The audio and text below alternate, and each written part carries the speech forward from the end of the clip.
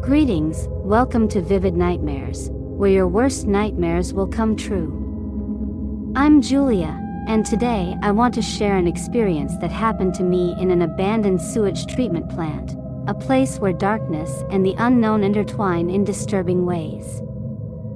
A few years ago, as part of an urban research project, I decided to explore a sewage treatment plant that had been abandoned decades ago on the outskirts of the city. The place was enveloped in an air of desolation and decay from the moment I stepped into its grounds. The main entrance, once guarded and active, now lay open and unprotected, with tall grass and undergrowth that almost hid the path inside. My footsteps echoed over the cracked concrete as I made my way through the hallways that were once bustling with life and industrial activity. The silence there was deafening, only occasionally broken by the distant sound of dripping water or the screech of the wind between the corroded metal structures. As I went deeper, the atmosphere became more and more oppressive. Daylight barely filtered through the sealed windows and broken glass, casting ominous shadows that seemed to move on their own.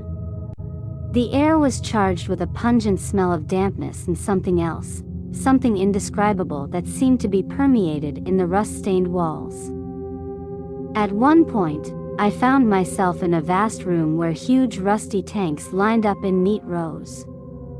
The echo of my own footsteps echoed ominously in that cavernous space, creating a sense of claustrophobia that was beginning to take hold of me.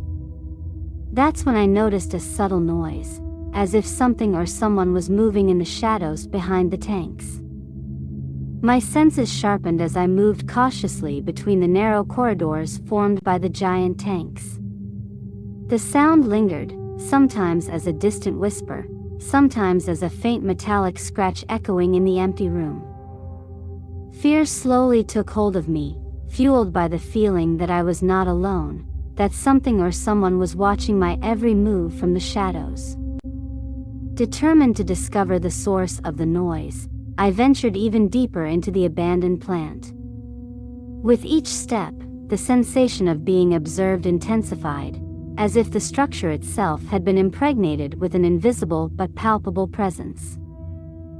Finally, in one of the darkest and most forgotten corners, I discovered a rusty door that led to a descending staircase.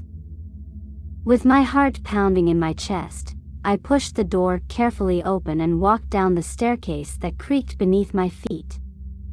The darkness grew denser as he descended into the unknown, and the air grew heavier with a foul smell of stagnant water.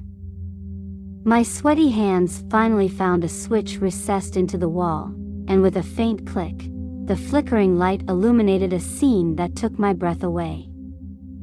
In the deepest corner of the sewage treatment plant, I found a hunched and decrepit figure, wrapped in rags and staring at me with empty eyes. His presence was so unexpected and disturbing that I could scarcely contain a cry of horror. Without uttering a word, the figure slowly